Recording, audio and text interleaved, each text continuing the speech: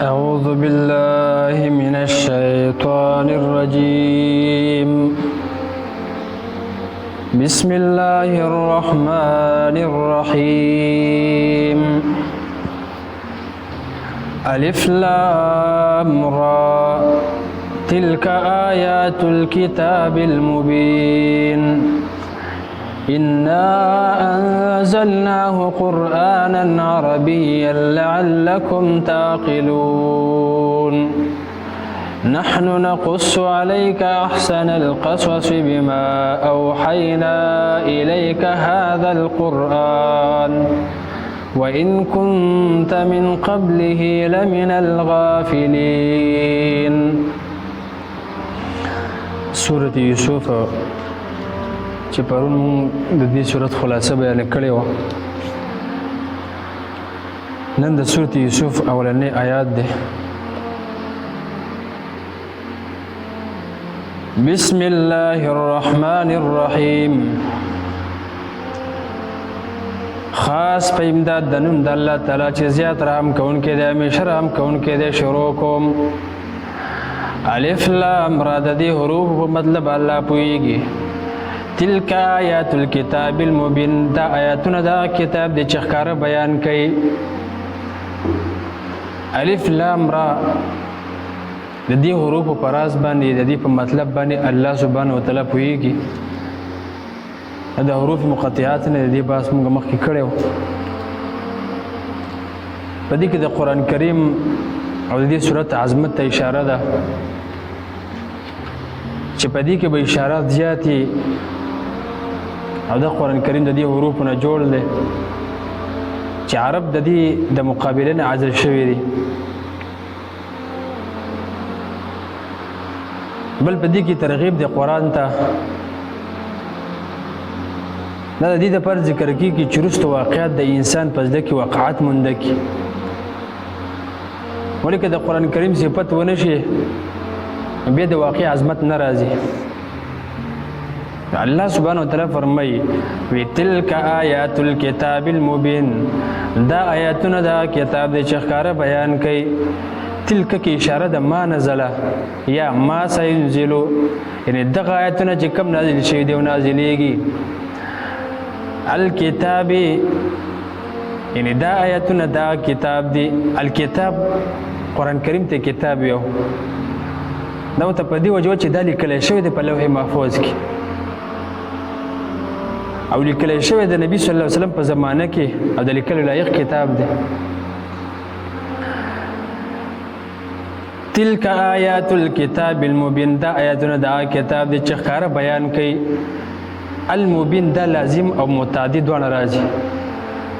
متعدی معنی دا الذي ابان الحق من الباطل والصدق من الكذب والرشاد من الغي، هغه کتاب چې حق د باطل او رښتیا د دروغ او هدایت د گمراهی نه ښکاره کړی دی. او زجاج رحمه الله وی والحلال من الحرام، او حلال د حرام نه جدا جدا کړی دی. یا دا هغه کتاب دی چې حلال او حرام او د شریعت د حدود او هغه تمام کارونه بیانوي چې انسان ته په ژوند کې راپېښېږي. انا انزلناه قرآنا عربیا، انا انزلناه یقینا منازل کړی دا کتاب دا قرآن عربیا په واضحه ژبه لعلکم تعقلون، دې لپاره چې تاسو پرې سوچ وکئ. اوس د قرآن کریم مقام بیانوي چې دا په کوم ځای کې او د کوم ځای نه راغلی دی.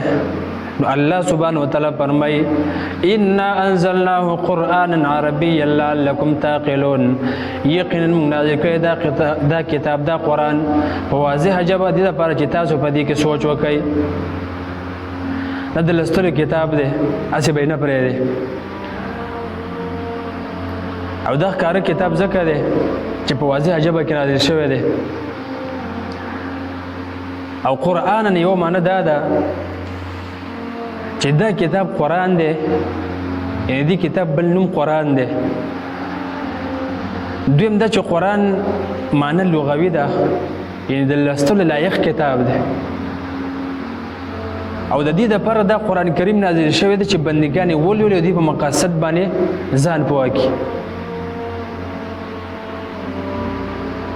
او قرآنا دا حال دی د انزلناه ضمیرنا، یعنی په داسې حال کې موږ نازل کړی چې قرآن دی لوستلی شوی دی یا لوستلو کتاب دی.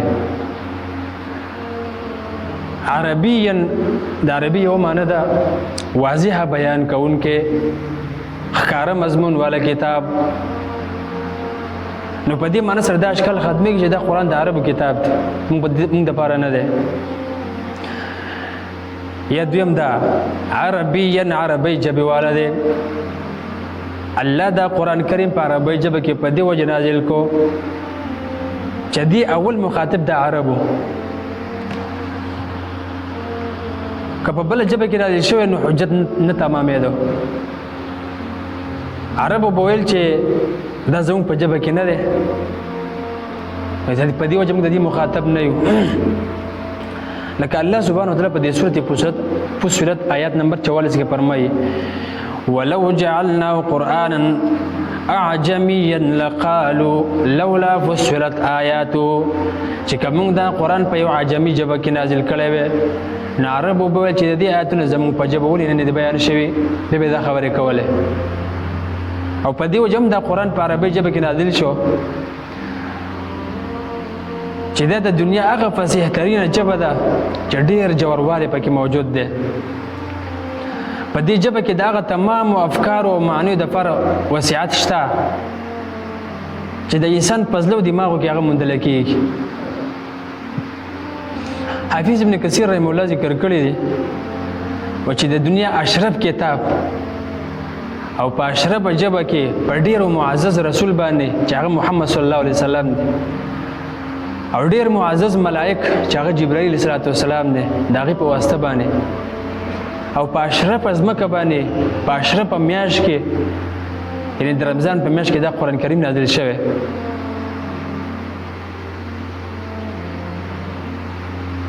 نو په دې وجه دې لوی کتاب ته په هر اعتبار سره کامل شرافت حاصل شو.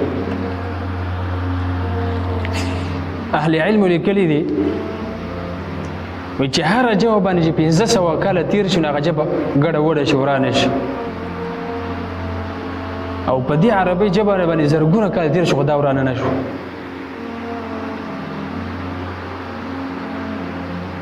نه ورانه شوې ده او نه به ورانه شي. نو الله سبحانه وتعالی خپل کتاب د دا ژبه ځکه منتخب کړې ده عربی ژبه قرآنا عربیا. دا دلیل دی چې په قرآن کریم کې عجمی الفاظ نشته، ځکه که عجمی الفاظ پکې وي دا وهم به پیدا کیږي چې الله رب العالمین په دغه ځای کې والعیاذ بالله د عربي لفظ نه عاجز والعیاذ بالله، او د عجز نه خو رب العالمین پاک دی. د ابن عباس نه چې دا نقل دی چې قسطاس سجیل مشکات او استبرق او علیم وغیره الفاظ وای دا عجمی دی. د هغې مقصد دا دی چې دا الفاظ د عربو نه عجمو زده کړه او بیا عربو نه استعمالول او په عجمو کې مشهور شول. بیا صاحب د فتح البیان وایي د دوه قولونو ترمنځ چې څوک عجمی الفاظ په قرآن کریم کې مني او څوک یې نه مني، ای تطبیق دا دی چې هر کله چې دغه الفاظو باندې عربو تلفظ وکړو نو دوی ته منسوب شو او دا دوی لغت حساب شو. یعنی دا مشترک الفاظ دي چې په عربی او عجمی دوانو کې استعمالیږي.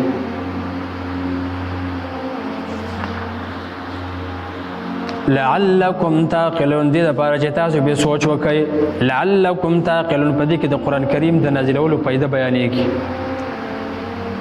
چې دې په معنو او احکامو او حکمتونو او حقایقو باندې ځان پوه کړئ. نو عقل تاسو د دې لپاره چې په دې قرآن کریم کې استعمال کړئ ځان په دې باندې پوه کړئ.